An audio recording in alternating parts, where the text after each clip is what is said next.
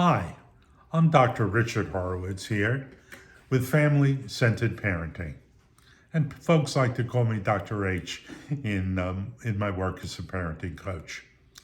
The first question you should be asking is, why do we need you? There's so much out there about parenting and websites and apps and God knows what, giving parenting advice. So why do we need a new guy on the scene talking about parenting? Well, I'll give you a good reason. The reason is that I'm an advocate of the program I created called Family Centered Parenting. And it's based on this book, Family Centered Parenting, which I wrote. And on that, it's Family Centered Parenting, Your Guide to Growing Great Families. And on this cover, I did make a statement that some folks might perceive as arrogant. It says the only parenting book you will ever need. Now, that's a pretty bold statement, and I'm prepared to defend it. And I'd like to defend it by saying that I'd like to present an overall strategy for parenting so that you don't need a separate book for parenting a teenager or parenting a child with a disability or parenting a preteen. If you have an overall concept of parenting, that should hold you through the entire parenting journey. And that's really what family-centered parenting is about. It's the journey of parenting and how, as a family, depending how we define a family, and I'll make sure to remind folks all along that I'm not defining a family, you define who your family is.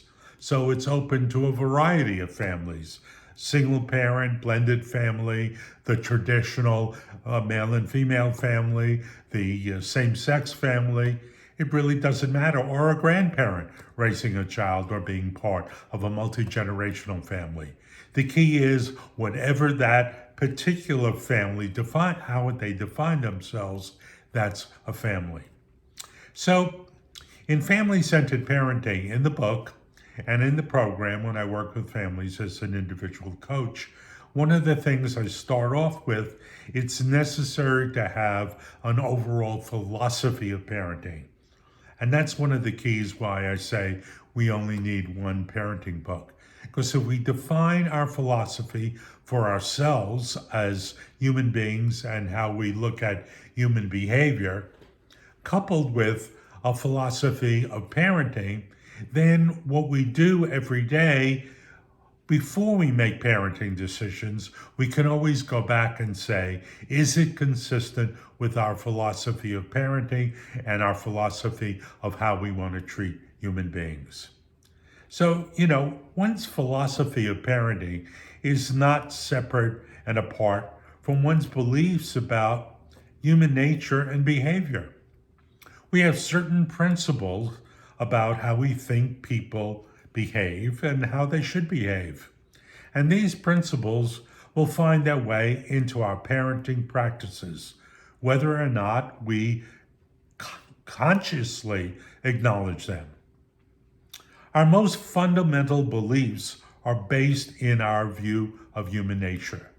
For example, if we believe that people are inherently selfish, looking for the easy way out, and prone to stray from moral behavior unless fearful of punishment, then we will adopt a parenting style that is characterized by close supervision, mistrust, and threats for wrongdoing. Conversely, if we believe that given the appropriate environment, people will tend to be self-motivated and cooperative, our parenting style will be more hands-off and based on trust and teaching responsible behavior. So in the book, I start off by looking at some of the literature that comes from management, because in a sense, parents are managers. We're managing our home, we're managing our children with the bosses, with the supervisors. So what could we learn from industry that leads to the most effective workers, the highest morale on the job, and the most efficient outcomes for a particular industry? In a family, the outcomes we look for is a parenting journey that relatively hassle-free, that fulfills the needs of our children, and at the same time fulfills our needs as parents. That's what we want at the end product of the parenting. So, what do we need to do to get there? What style is most consistent with bringing that kind of harmonious parenting style? Now, in the literature today, there's a lot of talk about different styles of parenting. We hear the term free range parenting, which reminds me of free range chickens that our organic folks love. Free range parenting. And then the other extreme seems to be helicoptering parenting. So we have come up with some good catchy names for the different styles of parenting. And my firm belief is that the best parenting approach we will call mid-range parenting. We should borrow a little bit from the free range movement and a little bit from the helicoptering movement and come up with a parenting philosophy and plan that somehow takes the best of both worlds. And let me give you a quick illustration, and we're going to spend more time on this in future videos.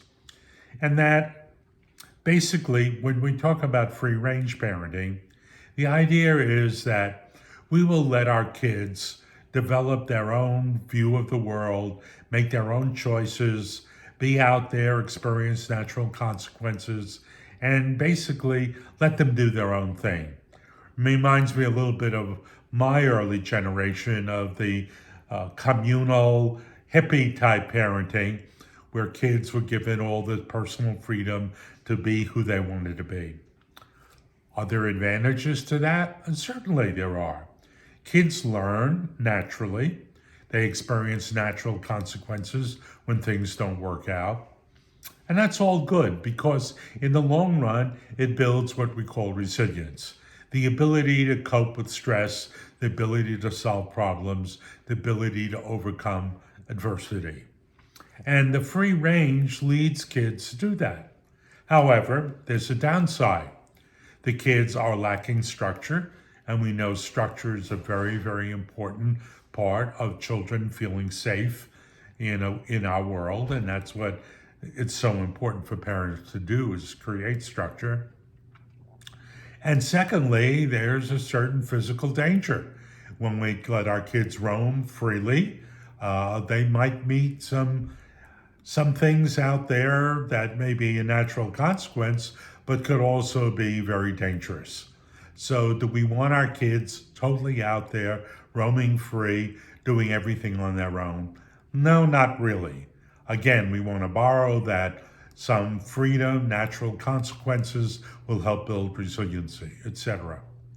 The other extreme we call helicoptering parent, which means maybe over-involvement. And today, it's unfortunately a lot easier to be a helicoptering parent. For example, sports. Now, way back in the day, you can tell from my gray hair that I do go back a way, but I grew up in a city. I was a city kid. And as a city kid, most of our sports were in the schoolyard, on our own. We made up our own rules. We resolved our own disputes. We made sure everybody was included.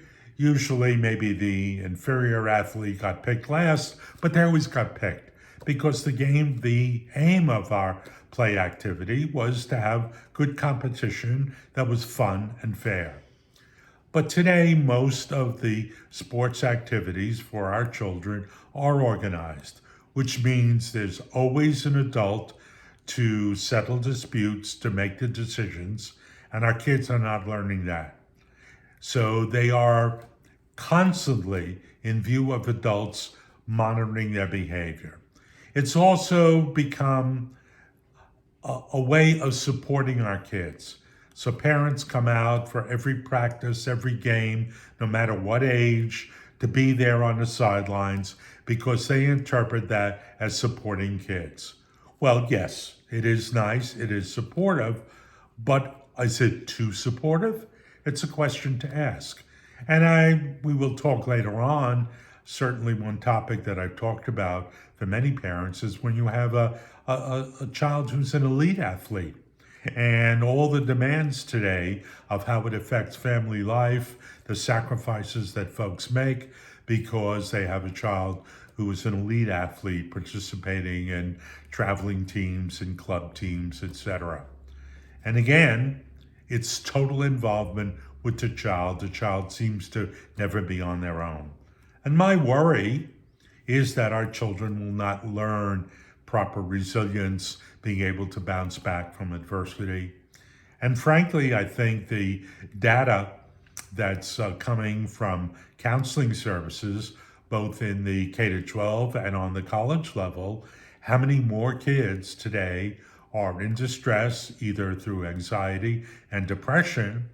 And I would postulate that part of it is that they lack a resilience that they didn't develop growing up.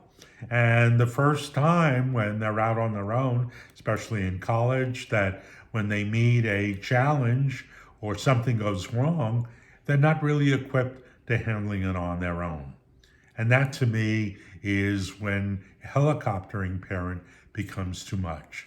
So our goal in family-centered parenting is to find that sweet spot, to give our kids enough freedom, input and decision-making, etc., so that they develop a sense of autonomy and being able to be independent.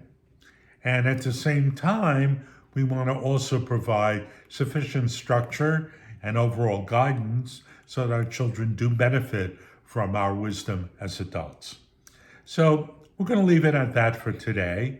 And again, I want to remind everybody, Family-Centered Parenting, where you can find out more on our website, familycenteredparenting.com. And the book is also available on Amazon. And I will leave contact information, am available to initial free consultation with folks who are having some parenting challenges and questions. And if they're interested, I'm available as a private parenting coach. So for now, this is Dr. H, Family-Centered Parenting, signing off, looking forward to seeing you all again.